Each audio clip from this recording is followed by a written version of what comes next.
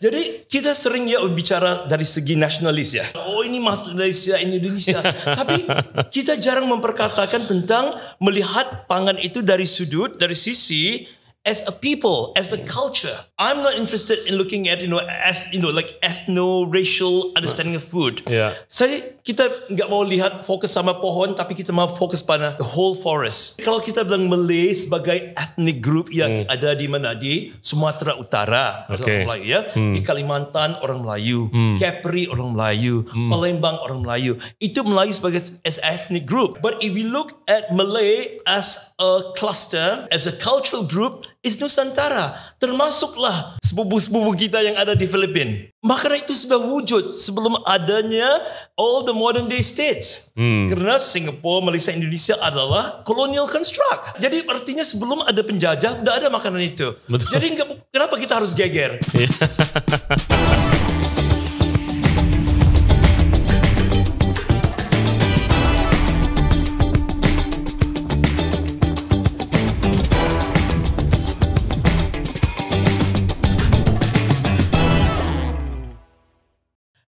Everybody, welcome back to Ray Jensen Radio Podcast. Kali ini topik pembicaraannya tentang buku keren ini nih yang ada di sebelah gua.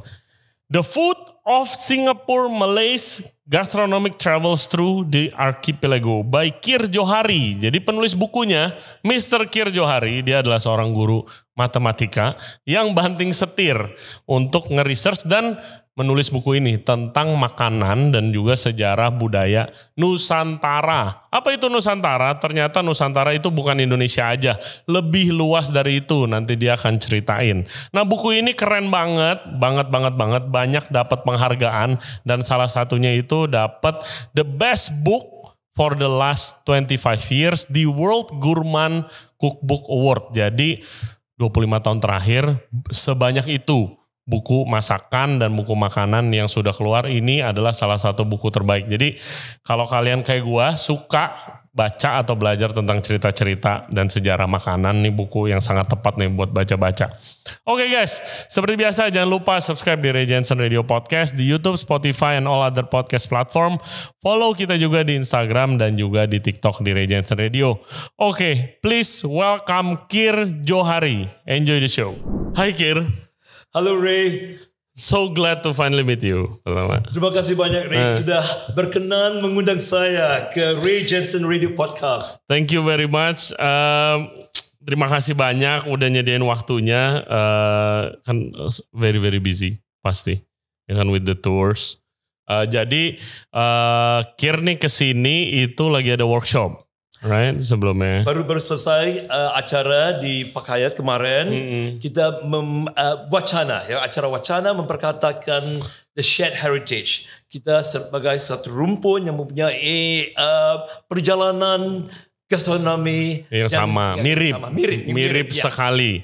Kan sering kalau di Indonesia tuh sering ramenya kayak setiap beberapa bulan sekali Kir. Makanan favorit cemilan nomor 1 di dunia pisang goreng, bangga semua, ya kan. Terus habis itu ada misalnya, Malaysia mengumumkan rendang adalah makanan favoritnya. Rendang jadi dari mana nih, Malaysia apa Indonesia? Ribut di internet doang biasanya tapi, right? So, jadi guys, Kir ini adalah penulis buku, this awesome book, The Food of Singapore Malays Gastronomic Travels Through the Archipelago. So, what are you? Lu tuh apa? Apakah seorang penulis buku, traveler, dan sebelumnya katanya guru matematika? What are you, Kir? Well, begini, kalau dalam pembelajaran matematika, ya kita juga harus tahu sejarahnya. Jadi ketika kita solve the math problem, itu lebih bermakna kan. Sama juga gastronomi. Setiap kali kalau kita ada hidangan di atas meja, makanannya enak banget. Tapi kita harus tanya, ini dari bahannya apa ini ya? Enaknya di mana ini? Kan? Apa usul-usulnya? Harus tahu sejarah. Jadi apa yang kita makan kita lebih nikmat rasanya. Kan pertama orang Singapura. Orang Singapura terus ngajar mat di Silicon Valley. Ya karena saya kuliah di sana. Setelah kuliah saya di headhunted untuk mengajar di American Public High School System. Jadi emang guru matematika beneran nih kan? Ya beneran ya. Terus kenapa bisa switch career, travel the world? research tentang makanan. Ya, ketika saya mengajar di sana, saya set up satu program untuk anak-anak di Silicon Valley di sekolah saya, namanya Culinary Club. Oke. But it's not about free food, tapi untuk gimana kita bisa belajar tentang budaya luar, budaya yang beda dari kita lewat makanan, lewat pangan. Iya. So, dari situlah saya terpikir ya, anak-anak pun tanya, so Mr. J, what is Malay food? You're Malay, what is Malay food? Ya, tanya begitu. So, and then I have students also, Filipino students, but ethnically they are of the Malay group. Oke. So, jadi persoalan juga, what is Malay food? Ya. So itu mulainya. Okay. Ya. Dan setiap kali saya pulang ke Singapura, saya rasa kesel, ada jengkel, ada kecewa. Kok begini ya makanan? Karena kalau kita udah jauh dari tanah air, lensa kita beda. Kalau kita masih tetap di situ, kita bisa mungkin nggak kelihatan. Tapi karena jauh dari tanah air, setiap kali pulang, kenapa berkedelnya di frozen ya? Dari pabrik berkedelnya. Kan? Ya. Kok nasi lemaknya nasi lemaknya dipadankan sama santan lagi, lauk yang bersantan. Padahal nasinya sudah ada santan. Iya. Kan? Oke. So saya rasa harus dibuat eksplorasi ya. I have to dig ya, harus digali dan gimana. Jadi saya itulah pertamanya berputik untuk buat dokumentasi. Oke, dokumentasi. Emang dreamnya langsung mau buat dokumentasi lewat buku ini? Ya, tapi Ray ya, jujur ya, saya sebenarnya rasa terpanggil. It's a calling. Okay. Right? The calling is about identity. Right? It's about identity, siapa kita, dan jati diri kita, apa makanan kita. Dan pada satu sudut juga ada persoalan marwah, dignity. Okay. Sebagai bangsa, what is maritime Southeast Asian food, understanding the flavor profile of Southeast Asia. Maritime Southeast Asian. Nah ini kan mungkin perjelas buat pendengar nih yang belum familiar dengan termsnya. Kalau dibilang Malay, itu termasuk mana aja? Kalau kita kan taunya dari negara kan biasanya, ya kan Kir? Kayak ini makanan Malaysia, ini makanan Indonesia, ini makanan Filipina. Tapi kalau dibilang Malay, itu apa? Soalnya Malay kan rumpun kan? Bukan negara gitu. Makanya, jadi kita sering ya bicara dari segi nasionalis ya. Ya, bilang ini Malaysia, ini Indonesia. Tapi kita jarang memperkatakan tentang melihat pangan itu dari sisi as a people, as a culture. So I'm not interested in looking at like ethno-racial understanding of food. Kita nggak mau lihat fokus sama pohon, tapi kita mau fokus pada the whole forest. Iya. Soalnya kayak our friend Chef Archie, ya kan baru dari Singapura tuh kan. Waktu dia di podcast ini dia bilang, Ray, yang dia pelajarin karena dia sering traveling, food itu nggak ada political barrier-nya. Jadi nggak ada negaranya. Rendang bisa aja ada di Sumatera, ada di Jakarta misalnya, ada di Malaysia, ya ada. Karena tidak mengenal political barrier si rendang itu. Kalau dari dulu daerah situ udah makan rendang, ya udah ada rendangnya gitu kan. Dan evolve sendiri through time gitu. Tapi dari situ kita bisa, ada satu yang kita bisa berpikir ya, kok bisa ya, yang asalnya dari Sumatera Barat, bisa ada di Negeri Sembilan di Semenanjung Malaysia, kan? Ada di Singapura, apa ceritanya? Itu yang saya minat. Saya mau unpack. Oke. Terus salah satu. What do you find?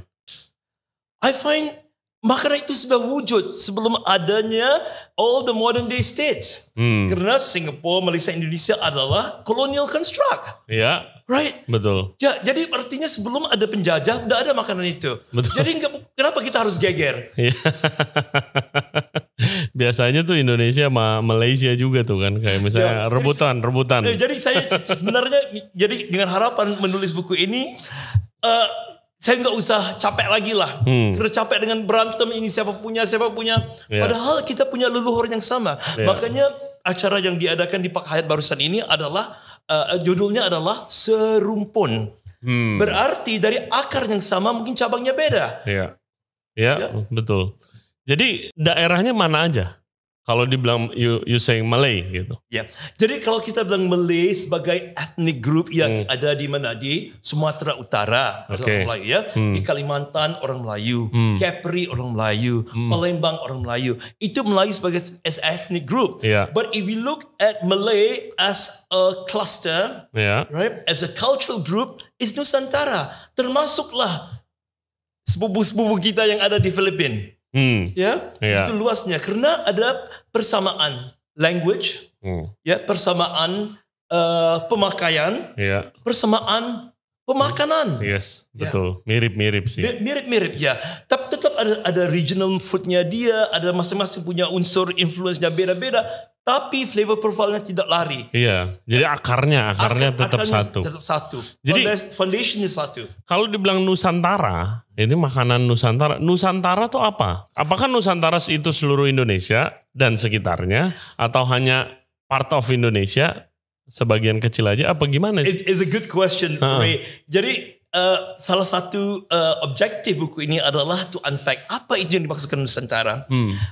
Saya pernah buat ceramah tentang wastra. So seorang ibu tanya ke saya, Pak, Bapak sering ngomongnya guna kalimat Nusantara, tapi Nusantara itu kan Indonesia, Pak. Nah, ya, tapi itu dari segi that is a rather new definition, new understanding, not definition, new understanding. Nusantara equals Indonesia.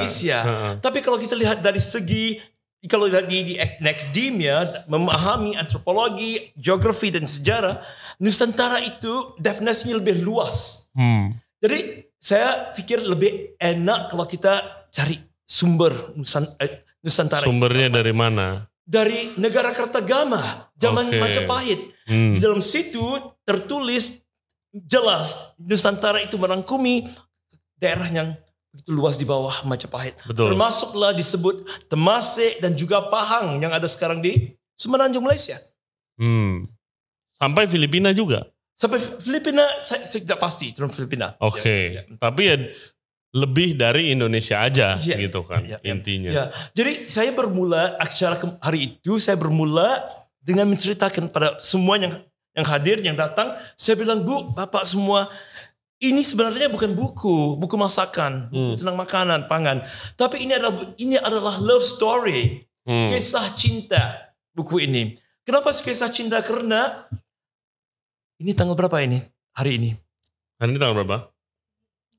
Tanggal 4. Tanggal 4. Tanggal 4 berarti genap 2 minggu dari hari ini, Ray, kita akan memperingati 200 tahun di mana Nusantara ini dibelah dua oleh si British dan si Belanda yang dinamakan Perjanjian Anglo-Dutch Treaty of 1824, 17 March di London, di mana mereka keluarkan peta di atas meja, took the pencil and draw a line, Ray, itu punya kamu, ini punya aku.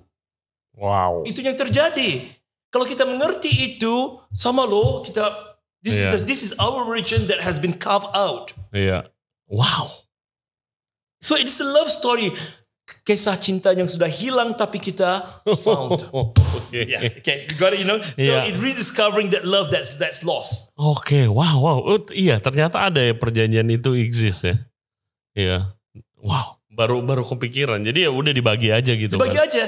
Ya. Jadi you have two different dua rantau di bawah influence yang beda. Influence Dutch or influence-nya British.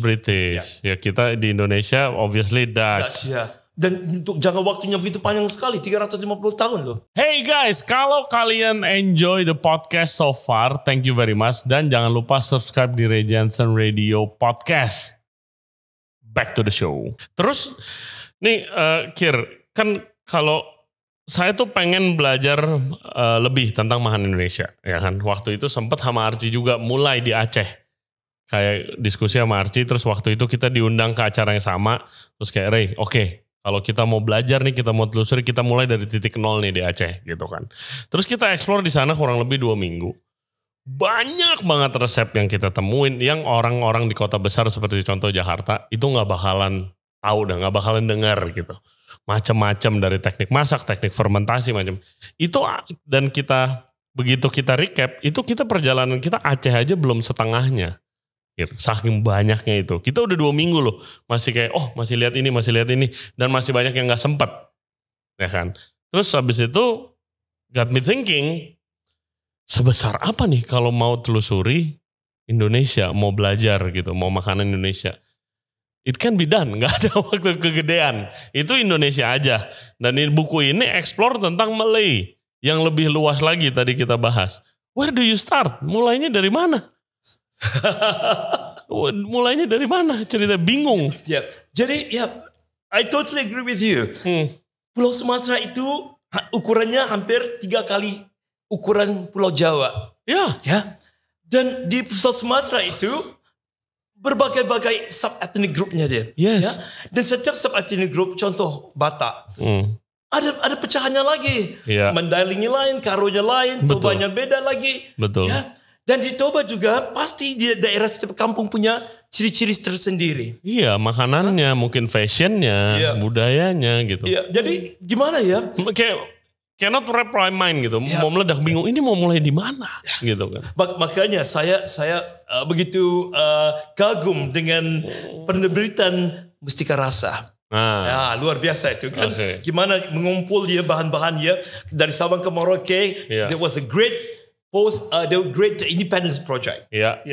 Mustika Rasa tuh. Mustika Rasa is a great book. So for this book, gimana pemulaannya? So I look myself, saya kebetulan anak Singapura, lahir Singapura.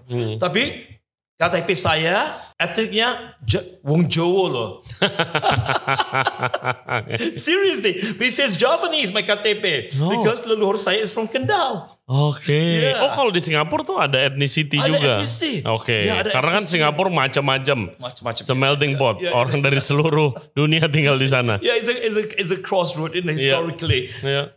So I want to talk about the food of Singapore Malays karena dia itu crossroad dan setiap hampir setiap big group yang ada di hari ini dipanggil Indonesia ada di Singapura. So saya cerita sedikit tentang my background, Ray. Saya dilahirkan dekat daerah namanya Kampung Jawa. Oke, di Singapura ya. Singapura. Saya dilahirkan di Kampung Jawa. Kakek saya dibesarkan di Kampung Bali. Oke.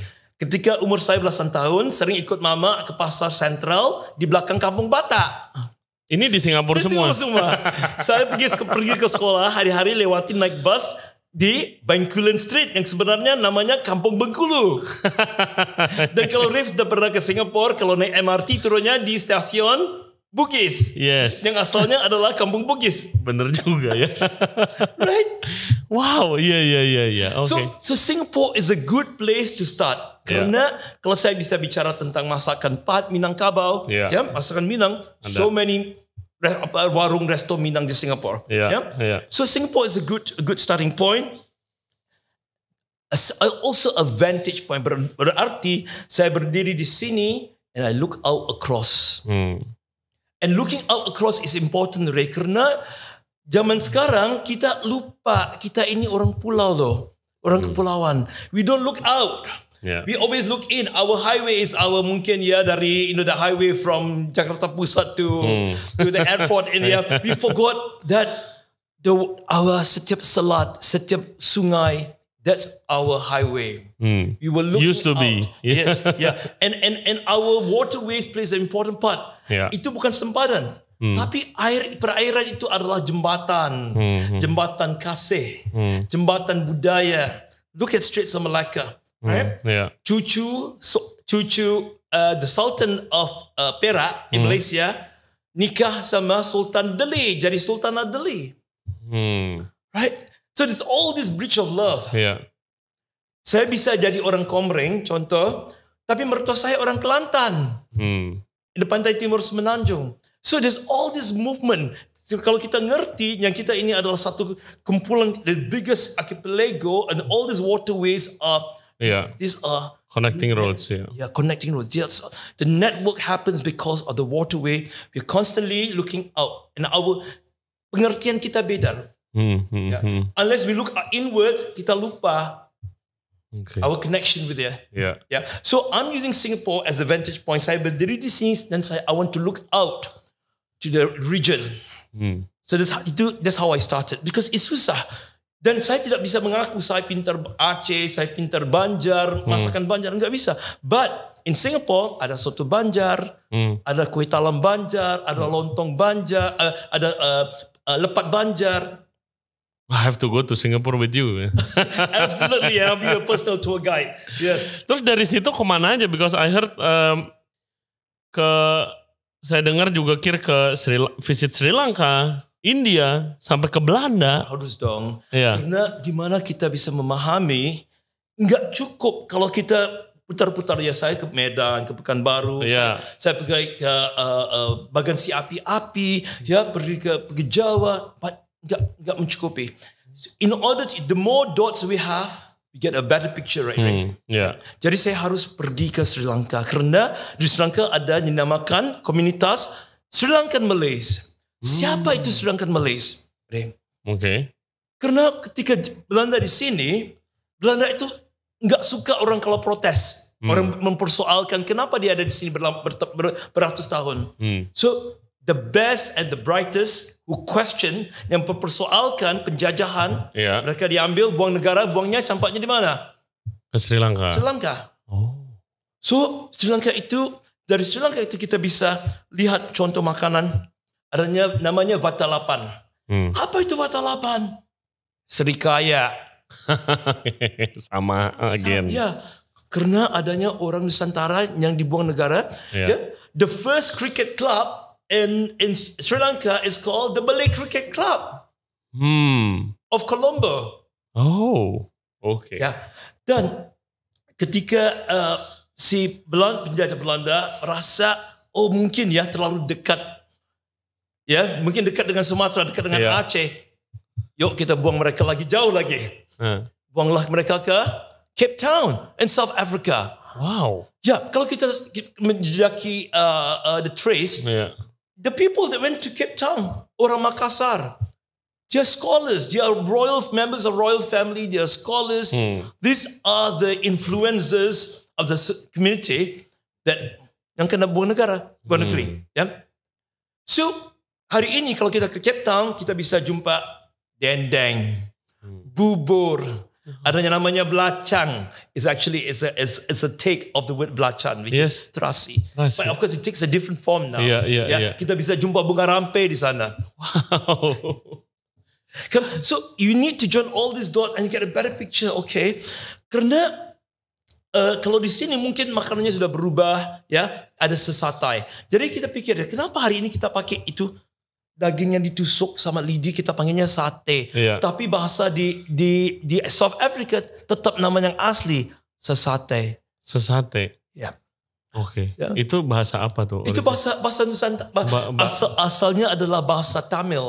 Oke. Ya, daging yang dibakar di atas api is satai. Satai. Ya, satai. So sesatai itu adalah kalimat yang digunakan untuk daging yang ditusuk, yang dibakar. Contoh ya, kalau kita mau ngerti gimana itu orang ngomong bahasa Elizabethan English, Shakespearean English, nggak ada lagi di London, nggak ada lagi di UK. Kita harus ke Amerika, ke Chesapeake Bay atau ke Appalachian Mountain, karena di situ bahasa yang tidak berubah, di preserve, kan? Di tanah di motherland, it has changed. It has transformed. So when you go to, kalau kita ke Cape Town, kita dia tetap namanya sama, tidak berubah. Wow. Ya, belum lama baru nonton video YouTube, lupa dari mana. Dia orang Indonesia yang jalan-jalan ke Suriname. Di sana kan banyak orang Jawa. Yang bahasa Indonesia nggak bisa, tapi bahasa Jawa bisa. Dan ada Nagasari di sana. Iya, banyak makanan evolve dari makanan Indonesia gitu ya. Contoh waktu kayak seperti ke tempat-tempat seperti yang jauh nih, kayak ke Cape Town. Terus begitu lihat persamaan di makanannya dan di budayanya mungkin di bahasanya. Gimana reaksi, Kir? Itulah Are you surprised? Kaget? Enggak surprise juga. Tapi itu sih dari sini saya belajar dua hal. Satu, localization. Ya, dia enggak punya daun pandan untuk bikin bunga rampe. Dia pakai ditukarkan dengan daun jeruk. So lemon leaves, slivers, jadi the base of bunga rampe. So tapi the understanding tidak berubah. Pengertian ya apa itu bubur, pengertian apa itu dendeng tidak berubah. Mungkin dagingnya beda, ya mungkin bumbunya beda karena udah jauh dari. Mungkin tidak ada bahan-bahan yang sering dipakai di sini untuk yang sering dipakai di Indonesia, di Cape Town nggak ada. Yeah. So there's two things. So one is localization, and the other thing is hybridity. So udah localized dan juga hybrid. Mungkin ada kita lihat kok dendeng ini kayak makanan India ya. Hybridity. So that's because hybridity of fusion food is as old as history. Betul, udah nyampur-nyampur. Ya, nyampur-nyampur ya. Kalau saya pernah belajar juga di podcast ini, karena kalau ditarik mundur lagi mungkin ya ada beberapa kerajaan India yang kayak kasarnya buka cabang di Sumatera kan. Dimana makanya mirip banget makanannya gitu loh. Tapi sudah disesuaikan, kita pakai santan, rempahnya mah sama gitu kan. Iya, jadi semuanya satu. What's the most interesting story from writing this book? Karena katanya 11 tahun kan. Ya 11 tahun Ray. 11 tahun. My God, berarti orangnya sabar banget nih. Dan ini juga sabar ya, terima kasih kepada timnya juga ya. Saya kalau sendiri tidak kuat. Ya. What's the most interesting story, Gil? Terlalu banyak Ray. Ya terlalu banyak pertemuan penulisan dari hasil penelitian Profesor Timbul Haryono yang mempelajari, dia pergi ke candi-candi di Jawa dan lihat inskripsi di candi-candi tentang gastronomi. Itu saya happy sekali ketika ketemu bahan ini ya. Tentang gastronomi di candi-candi. Di candi-candi. So contoh ya, di satu candi, saya tidak ingat namanya apa. Nama candi. Candi Jawa, Profesor ketemu inskripsi mengatakan ada sebutan tentang tahu. Dan itu abad ke-10. Tahu. Yes, tahu. Oke. Jadi berarti ya sudah ada perjalanan tahu dari Tiongkok ke Pulau Jawa. Iya, makanya bisa dicatat. Berarti udah ada lama tuh kalau udah dicatatan. Jadi hari ini kalau orang Jawa makan hari-hari nasi nggak bisa, kalau nggak komplit ya kalau tidak tahu tempe. Betul. Ya. Betul. Ya, jadi udah is really part of our culinary lexicon.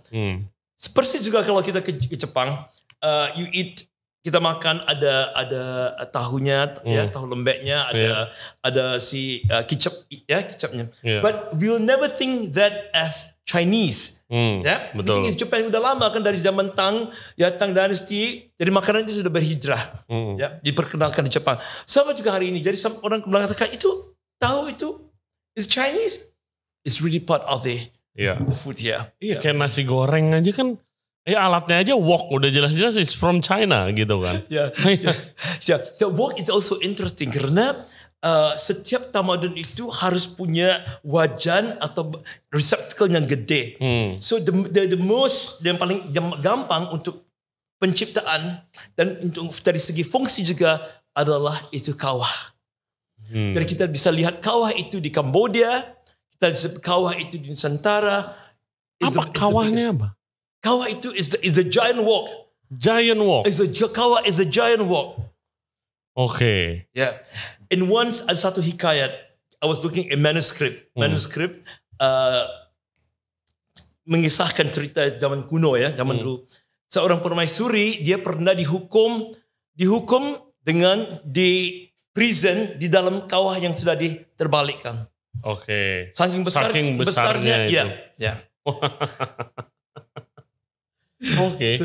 Selama 11 tahun, kayak kalau ke Belanda itu, apa tujuannya ke Belanda? Tujuan ke Belanda, pertamanya mencari bahan research di Leiden. Karena Leiden merupakan pusat yang paling banyak perpustakaan yang paling banyak menyimpan bahan-bahan dari Nusantara. Karena waktu penjajahan itu dibawa ke sana. What do you find? Oh, it's tough because it's like a needle in a haystack, right? Gimana mencari bahan dari di mana saya bermula? So I do a search. Ya, untung bisa bikin search ya. Yeah. Ya, ketemulah buku-buku zaman dari tahun 1800s. Kan tantangannya tuh kalau misalnya mungkin Malay dan juga Indonesia kalau mau research tentang resep makanan itu nggak ada buku dari zaman dulu yang cookbook karena kebanyakan orang cerita diturunkan dengan cerita mungkin dari neneknya diajarin masak ke anaknya yang perempuan biasanya terus turun seperti itu pasti jadi tantangan sendiri dong karena kan kalau makanan Eropa mau resep dari kerajaan mana you can go to a library most of the time is there kan. Kalau makanan Indonesia atau masakan Malay harus ke rumah itu ibu-ibunya kan baru diajar baru tahu. Ya. Tapi itulah kehebatannya kalau kita bisa kalau kita punya waktu untuk buat penelitian. Sebenarnya ada tapi dia tidak satu buku yang khusus untuk makanan tapi mungkin ada di dalam travel journal, the colonial report bisa ketemu. Jadi itulah tantangannya untuk menghasilkan ini. Gimana kita bisa ambil sedikit sini dan kita menyulamnya aja. We weave it together menjadi satu sulaman yang indah untuk menceritakan. Oh begini rupanya cerita tentang pangan Nusantara. Dan juga kan sekarang dengar juga cerita di daerah pun itu udah budaya masak di rumah turun-temurun resepnya itu udah mulai hilang. Ya kan? Kalau nggak ada, contoh di keluarga saya deh. Kalau yang masak, itu cuma saya. Yang masak. Mama dari dulu jarang masak emang.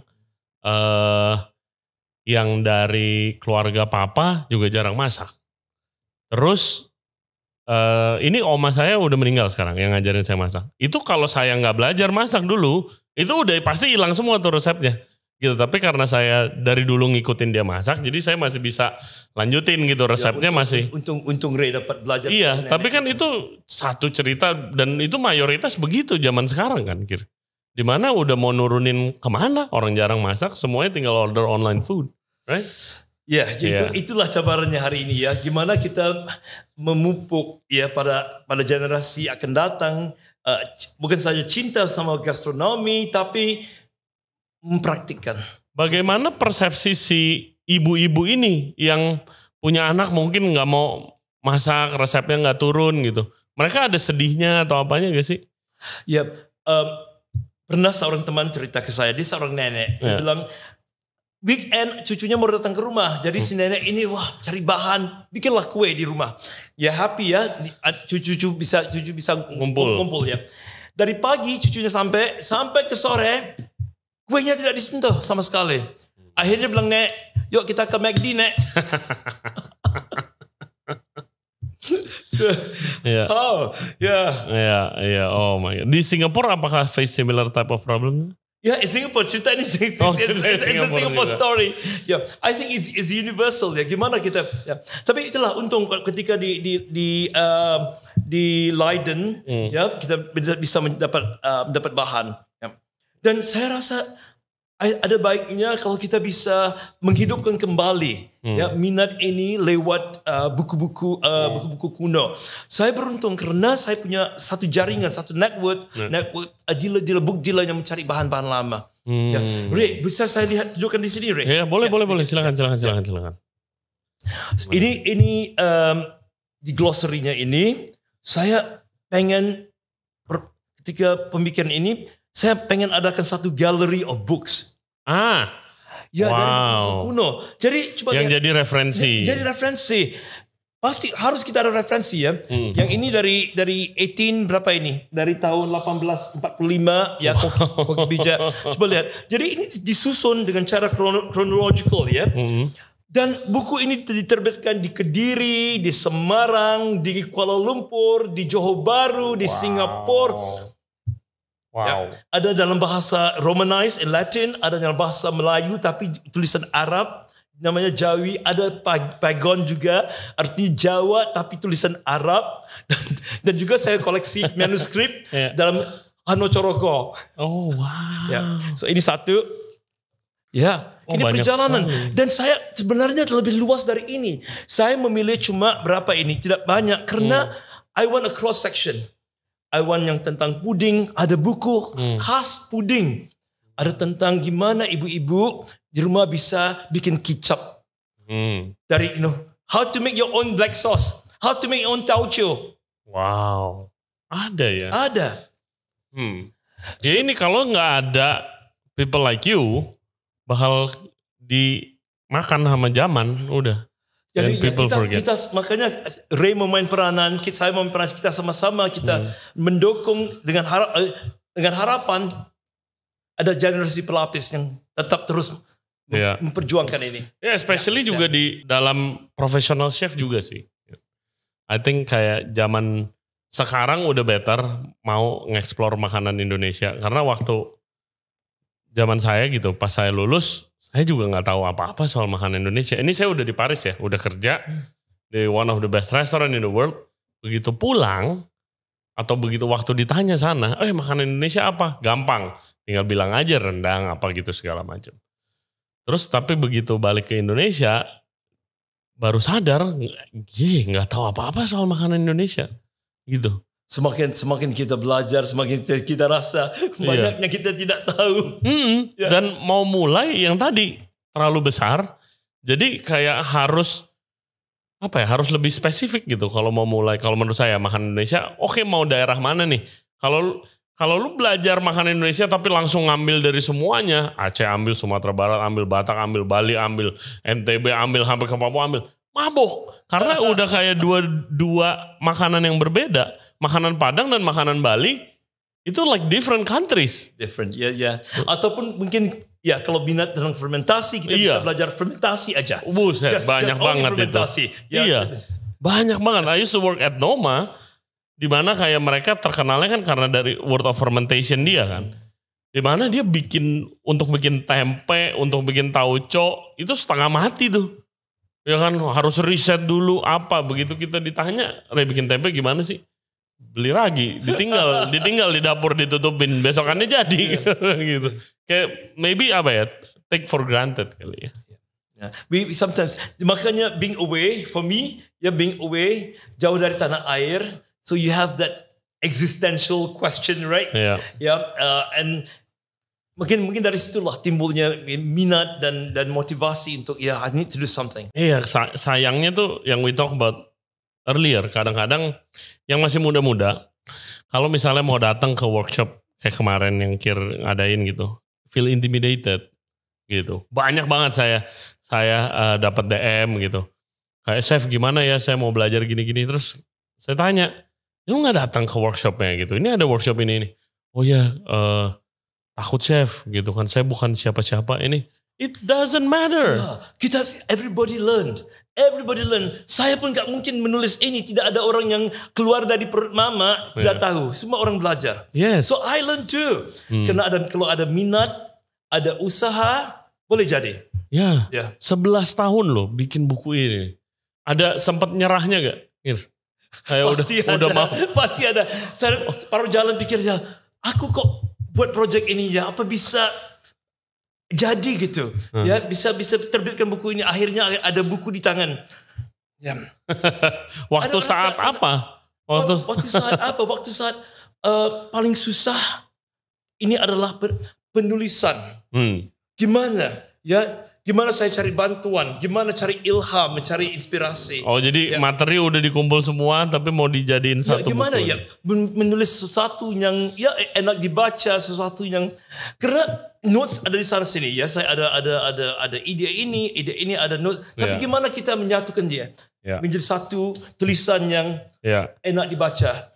That's the big challenge sih pasti kan. Kalau mungkin ide materi udah di tangan kan, tapi gimana kita ngerakitnya supaya enjoy orang bacanya, nggak terlalu berat. Karena books yang kayak terlalu akademik banget, mau baca aja udah Ya, jadi makanya gini, kalau ada teman-teman yang bilang, Pak, gimana mau bacanya ini? No, it's okay, karena buku ini banyak gambar-gambar. So this book is also food journalism. It's a form of food journalism. Kalau nggak mau baca, gambar itu menceritakan. Ya, itu satu.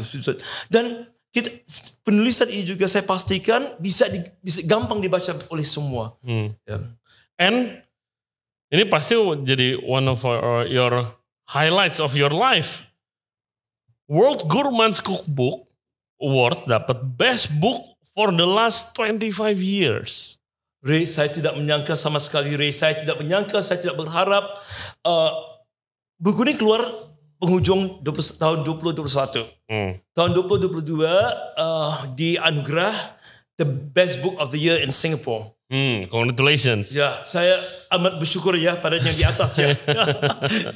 Tapi tahun 2023 bulan Mei mendapat di Gourmand World Cookbook Awards itu seperti Oscar, the Oscar of Cookbook. Di Sweden is the best book of the year. It's the best of the best namanya. Dan pada bulan Desember yang barusan ini di Saudi Arabia, acara Gourmand juga, mereka melihat buku-buku yang dihasilkan dalam jangka masa 25 tahun dan memberi anugerah. Buku ini mendapat the best book for the last 25 years. Congratulations. It must seem so pride, fulfilling. Jadi ketika saya terima anugerah ini, saya bilang kepada the organizing committee, to everybody in the audience, I said, this book is a win, is an award, not for me, but for the community. Satunya community. Keduanya adalah untuk all the custodians. Ya, ibu-ibu, bapak-bapak, dan nenek-nenek yang selama ini menjadi penyimpan ilmu dan kebijaksanaan tentang pangan.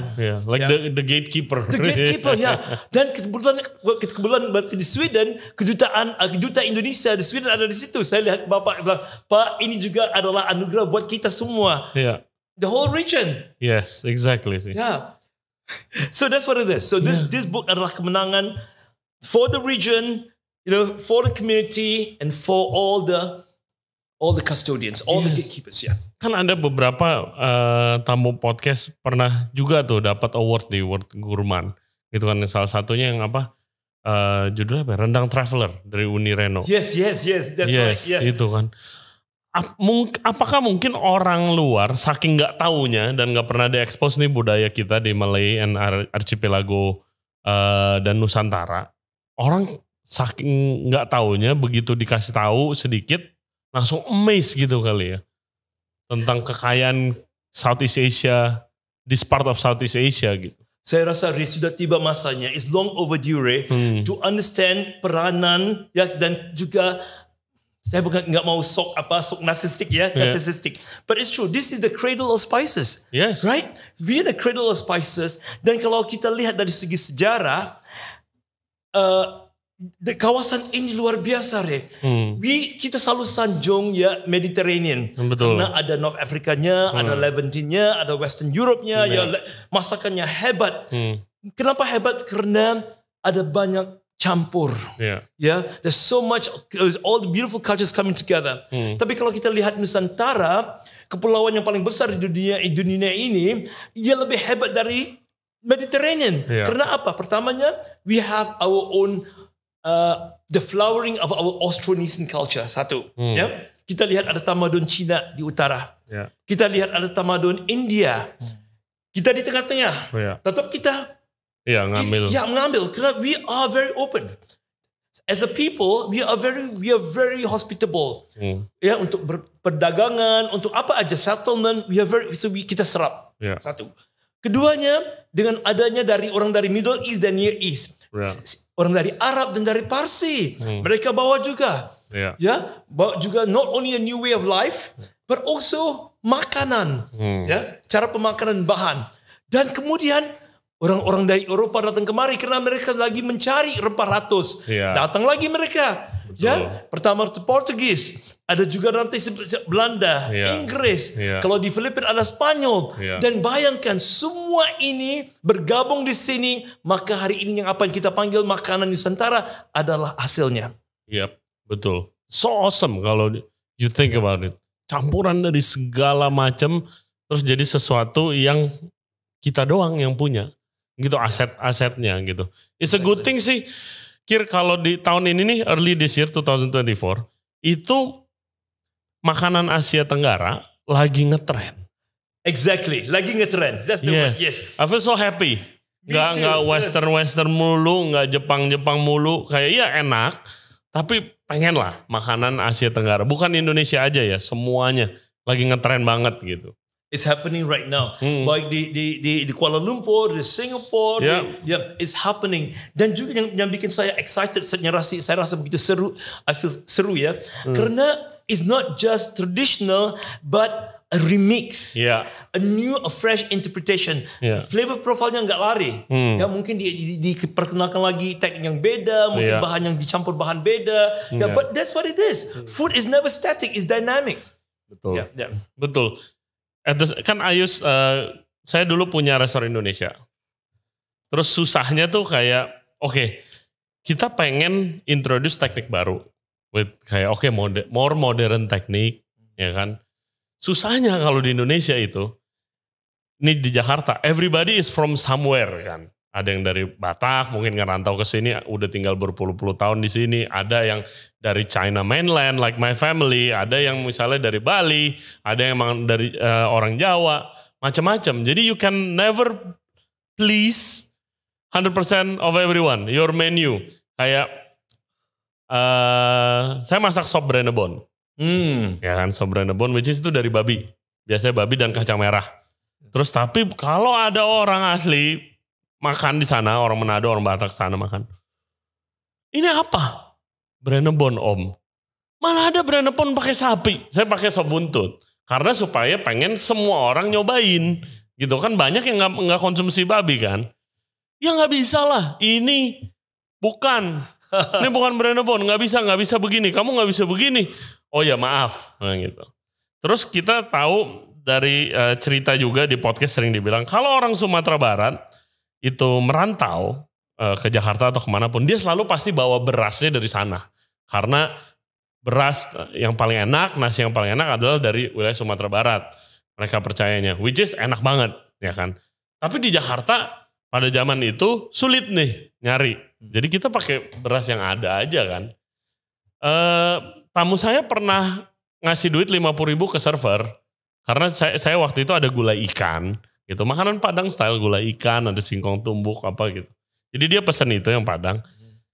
Server saya dikasih 50.000, suruh ke restoran Padang beli nasi yang bener katanya.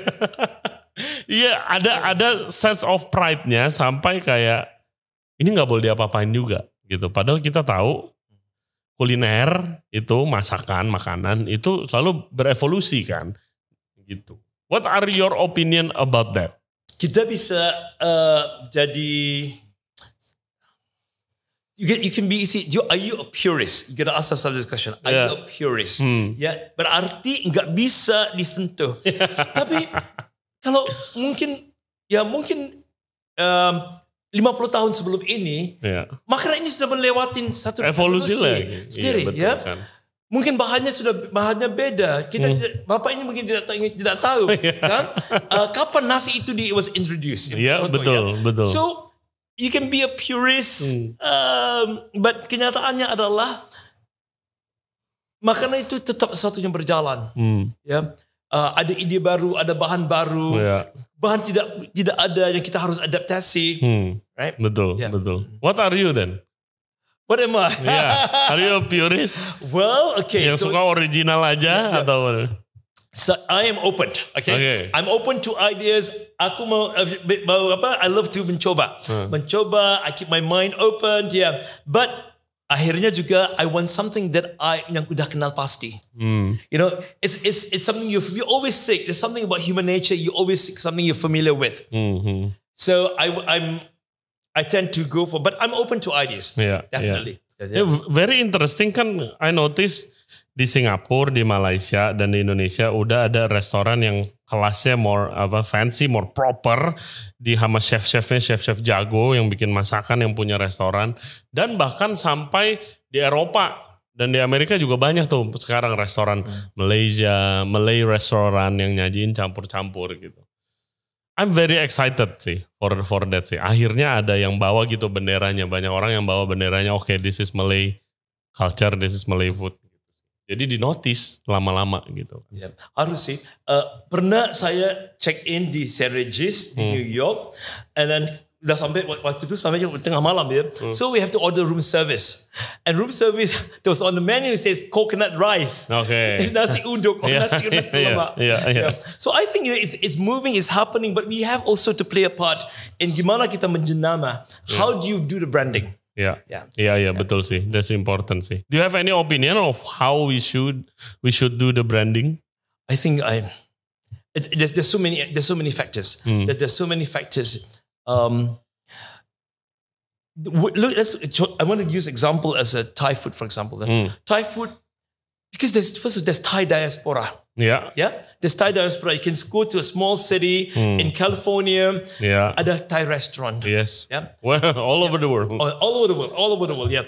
But mereka mendapat dukungan, dapat support from the government of Thailand. So they have once a year or once every 2 years they have a conference whereby yang pemilik restoran ini pulang ke Bangkok dan dia lihat bahan, what is the latest bumbunya. Dia biasa bikin, dia coba bahannya dan the export. So that's one thing we can do. But we need to have the numbers. How many, berapakah orang dari Nusantara yang keluar dari daerah rantau ini settle and punya semangat untuk bikin. Tapi kan you travel to Kampung Melayu in all over the world ya. Katanya ada ya. I don't know that. Kampung Melayu ada di mana-mana gitu.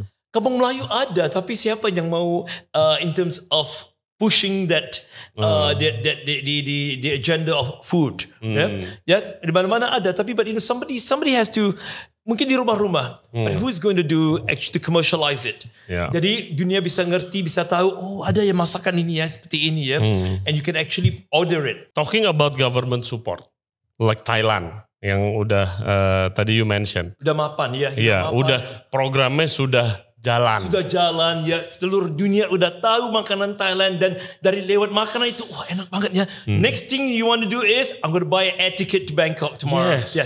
Yes, udah dapat ekspor, dibeli, terus habis itu jadi destination juga, right? How do we start nih kalau biar ada itu? You must know some people from the tourism board. So I think we try. You know, I can see beberapa tahun yang lalu ketika the London Book Fair. Setiap tahun London Book Fair itu ada tema, ada theme. Theme-nya itu is based on the country. The theme was Indonesia. Bayangkan, at the London Book Fair mereka disegoi nasi Padang. Ada gamelannya lagi. So I think we need some kind of, you know, some agency, you know, government agency to play a part also. We need some you know, some cultural, you know, attaché, you know, in Paris or somewhere to tell them, look, this is you know, great food from maritime Southeast Asia that you need to explore. Apa kan kita bilangnya apa, culinary diplomacy gitu. Now I know it's very important. It's a big thing. Makanya di setiap acara Gourmand World Cookbook Award ada satu hari yang didedicatedkan khas untuk gastro diplomacy. And I think gastronomy, that's the way to go. Right? The way to the heart is through the stomach. Ini ada sedikit cerita guys, untuk jadi bayangin nih gastro diplomacy. South Korea Selatan. Jadi in an event di Jakarta, I met this lady and a guy. Ya, ada 3. Satunya chef, South Korean chef. Satunya PR, and satu the head of the operation. Terus introduce, karena dia sudah dengar about my podcast. Kayak, we listen to your podcast. Tapi bahasa Indonesia, mereka lagi belajar bahasa Indonesia. Terus saya said, oke, kalian dari apa? Apa kalian punya restoran Korea atau bagaimana? Atau kerja di supplier? Apa gimana? Oh enggak, kita orang dari government. Divisi khusus untuk memperluas knowledge dan understanding about South Korean food di negara-negara. Dan dia timnya dari Indonesia, ada 5 atau 6 orang gitu timnya. Kerjaannya ya bikin seminar, bikin food tasting ke restoran-restoran. Mereka bukan supplier, mereka hanya introduce the food and the culture of South Korea. Jadi kayak emangnya kenapa harus ada di sini? Kan makanan Korea udah banyak. Korean barbecue semuanya ada di Jakarta gitu kan. Mereka bilang, oh iya tapi pemerintah kita feel masih kurang. Dan masih banyak makanan Korea yang itu sebenarnya bisa dieksplor lagi di luar kimchi. Dia bilang gitu kan. Jadi emang dibangun suatu yang what you're talking about. An office atau something as an attaché gitu, tanggung jawab proyeknya untuk memperbesar at least knowledge-nya dan awareness budayanya gitu kan. Terus kayak wow. Dan mereka lagi belajar bahasa Indonesia gitu kan. Amazing. Ya, ketika saya di Saudi, ada acara The Saudi Feast ya. Dan ternyata Saudi Feast ini adalah disponsor oleh the Culinary Arts Commission yang di bawah payungnya Ministry of Culture. Berarti Ministry of Culture itu ada satu cabang khusus khas untuk makanan. Congratulations of the success of the book. Terima kasih banyak Ray. Terima kasih for the support Ray dan semua teman-teman di Indonesia yang sama-sama kita melestarikan dan memartabatkan rasa cinta Nusantara. Kalau ada lagi ke Jakarta lagi, please let me know sih. Let me know. Absolutely. I need to pick your brain too. I need to tahu di mana yang kita harus pergi ke mana, gang-gang mana, warung-warung mana yang ada makanan enak ya. Thank you Kirni. Ada Q&A before we close the podcast dari Ray Jensen Radio Family. Thank you very much for the question guys. Keep them coming. Yang paling menarik kita tanyain ke guest kita. First one Kir, from Belajar F&B. Okay. Pak Kir mau tanya, di Singapura kan dekat dengan Palembang dan Riau. Seberapa besar sih pengaruh masyarakat terhadap kuliner dan peradabannya ke Singapura kalau dari Palembang dan Riau? So, jadi dulunya ada kerajaan namanya Johor Riau. Oke. Begitu besar kerajaan Johor Riau itu ketika di-influence oleh penjajah dan all the policies of penjajah dan akhirnya menjadi Johor Riau itu menjadi 3. Okay. Sebagiannya adalah di Malaysia, sebagiannya masih Kepri dan juga Riau Darat atau what you call the Pekanbaru Siak area dan satu lagi adalah Singapore. So Singapore adalah geographically secara geografi, secara history, dan juga dari sudut culture is Riau. Oh. Itu satu Ray. Tapi kalau kita lihat sebelumnya, kita pernah dengar Singapura itu punya kerajaan, ya, abad ke-12, ya, 12, 13. Kerajaan itu muncul karena keluarga dari Palembang. So from Palembang, they make their way to Singapore. Maybe for the Palembanese back then, it's part of their hinterland. Right? So they came and settled in Singapore and started the Kingdom of Singapore dari Palembang. And then one day, we have the Majapahit arrive on the shores of Singapore, right? With all this family ran away and they made their way up to Malacca and set up the Malacca Sultanate. So we all connected. My God, we all connected sih. Yes. Easy. Dan pasti ada dong ya, kayak dari makanannya. Absolutely. So, makannya sama aja di Singapura ya. Dari makanannya, lauk-lauknya, banyak persamaan. Oke, pertanyaan kedua dari Alim Nur Syamis 1262. Ini pertanyaan, kenapa makanan seperti rendang, gulai, opor dan beberapa makanan lain banyak diakuin juga diasli oleh orang Singapura? Ya karena ada di sana. Sama. Kalau pergi aja lah ke tempatnya nama di negeri Selangor, ada namanya Tanjung Karang. Di situ orangnya semua ngomong bahasa Jawa tuh. Orang Jawa. So this is people think of it as a transmigration. Think of it, people have been traveling all along in the region. Nggak penting itu siapa punya makanan, nggak penting sama sekali. Ada di mana-mana karena kita semua satu rumpun dulunya gitu kan. Sampai sekarang satu rumpun, dulunya ya bareng-bareng satu area sebelum ada penjajahan. Ingat guys tadi yang kita bilang di awal, makanan tuh nggak ada political bordernya, jadi nggak ada negaranya gitu makanan. Tidak peduli political border. Ini dari Nugraha nih, our friend. Next pertanyaan. A bit technical katanya. Saya sangat penasaran bagaimana strategi penulisan Mas Kir dalam meriset budaya di suatu tempat. Biasanya dalam kerangka penulisan dimulai dari mengenal atau mempertanyakan aspek apa dulu ya sebelum mengerucut ke budaya kuliner. The method of your writing. Ini karena ya Nugraha demen nulis dan demen gambar. Gitu kan. Untuk menjawab soalan itu Ray, dalam apapun project yang kita mulai kita harus ada framework. Okay. So what is the framework? Tapi objektifnya saya sudah tahu objektifnya apa. Apakah misi, my mission and objective. The objective is our document what? Document about the food of the region. Yeah. But from using Singapore as a vantage point, because I see Singapore ada berbagai-bagai so many different sort of ethnic group yang dari rantau. It's all there. So saya lihat di sini, what should I start with? Karena the title is The Food of Singapore Malays. I think it's so important to start by defining what is the working definition. Apa itu Malay? Okay. Yeah, start with that. What is Malay? And then I look at Singapore to try to understand Singapore as this entrepot, as this pusat perdagangan di mana berbagai orang datang, kumpul di sana. Then the next thing on my framework is I want to talk about geography, because the book has 4 chapters, 4 parts. The book has 4 parts. The 4 parts are people, space, and place. The second part is indigenous ingenuity, kehebatan orang sini yang bisa mencetus ide, yang bisa mengenal, masuk ke hutan, buah ini bisa dimakan.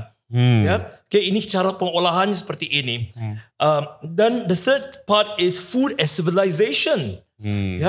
Look at food in our sastra, food in our pantun, in our lagu. Kepercayaan, mysticism in food, right? And then of course, very important is to talk about current, is to talk about food and the politics of identity. It's a big thing, right? Apakah nasib masakan Nusantara ini bisa bertahan nggak lagi 100 tahun? Apakah anak-anak kita ngerti apa itu dodol, apa itu lempuk durian? Right? They look the same, right? So I think my framework to answer the question by Nugraha, I would like to start by understanding the geography. Kerana history itu kita bisa berdebat, you can debate about history, right? But geography nggak bisa lari, right? And geography itu menentukan apa yang kita makan. Pasti. We eat what's available around us. Whether di depan rumah itu laut, sungai, atau di hutan-hutan, atau di belakang rumah, di kebun halaman rumah belakang. So I start with that. So once I have that, kita harus ada tulangnya, baru kita masukkan isi. Okay. You need to have a framework, right? Dan tulang dan isi. But this is dari segi penulisan. But I think penulisan, saya memilih untuk menulisnya terakhir karena I need the context. Kalau saya menulis, gambar nggak ada, nggak bisa. Jadi saya pertama, project ini bermula dengan fotografi. Yang dimana saya harus pergi ke tempat-tempat untuk reconstruct. Siapa yang akan ambil bagian, scouting location, nuansanya apa yang mau diceritakan. What are the props? It's not just taking a picture, put on a gambar studio dengan mangkok. No, you have to go there. Yes, you need all the props. Adakah ini di belakang rumah, ini di tepi sungai, things like that. So once that is done, and then I start. The research itu jalan terus. Penelitian itu jalan terus, tidak ada berhentinya. Ketika saya pergi ke India pun saya ketemu, prata itu roti canai di sini rupanya Kenapa dipanggilkan roti canai? Kenapa tidak roti prata? Contoh So things like that. Berarti research terus berjalan nomor 1. Terus habis itu make the framework first. Do your research ke sana. Karena ini kita ngomongin makan Nusantara, harus ke sana. Research, foto, scouting, baru habis itu terakhir baru you fill it up. Karena dalam perjalanan itu kan banyak nanti ada nota-nota, notes everywhere. So what do I do? Gimana? For this one, this is the idea, this is the gambar. Ini ceritanya. Dari penulisan itu berpandukan the images that you already have. Betul. So, but also to answer, another way to answer this question also is like this, Ray. saya punya impian ya, saya pengen satu baju kebaya. Kan? Saya sudah tahu dari awal kebayanya hasilnya seperti apa. Bahannya dari apa. Dan what design, what motif, what embroidery, what beads I'm going to use. Potongannya seperti apa, siluetnya seperti apa. I really have that in mind when I started on this book. So that really helps. Yeah. And baju itu terhasil kerana imagination. Yeah. You have to imagine. Imagine it first. You have to imagine first. Yeah. You have to, yeah. I think writers have the most amazing imagination first. Oke, ini last one. Okay. Makanan apa yang mirip atau bahkan sama persis dengan makanan-makanan yang ada di Indonesia dan juga ada di Nusantara? Yeah. Saya pernah ditanyakan soalan ini. I say, adakah itu rendang? Yeah. Of course, rendang has become a island pan archipelago. Yeah. Everybody loves rendang. Yeah. Mana-mana bisa dapat rendang ya.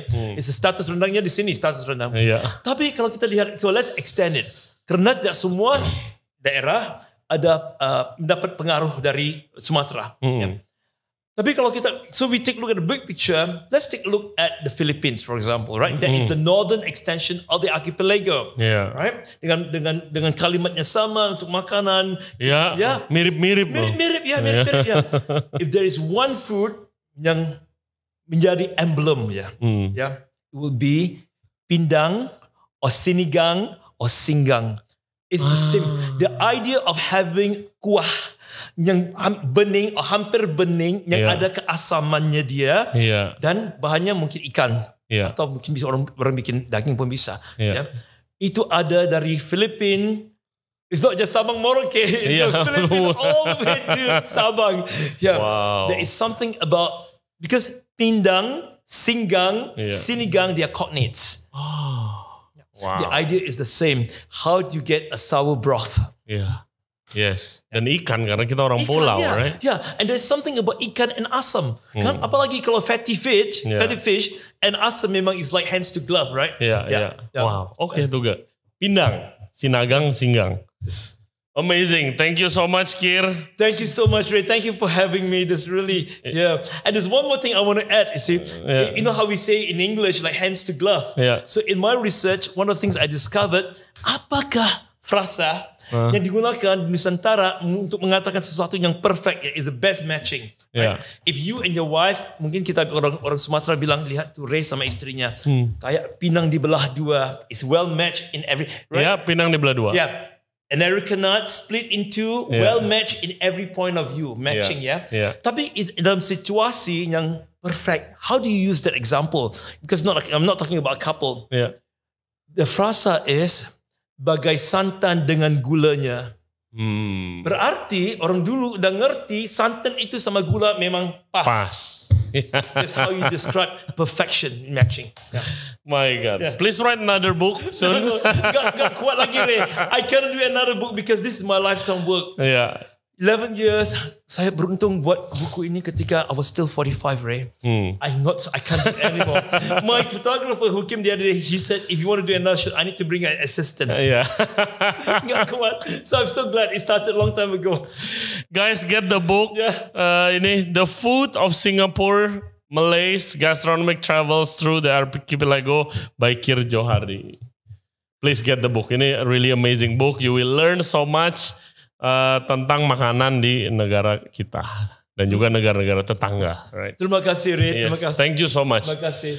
Guys, jangan lupa ya, seperti biasa, thank you very much ya buat Kir Johari. Semoga sukses terus untuk project-project ke depannya. Thank you very much guys buat yang udah nonton, yang udah dengerin podcast kita kali ini.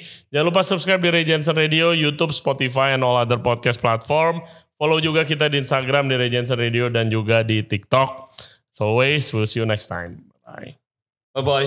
Terima kasih, Ray Jensen Radio Podcast. Thank you so much. Thank you for having me. Terima kasih.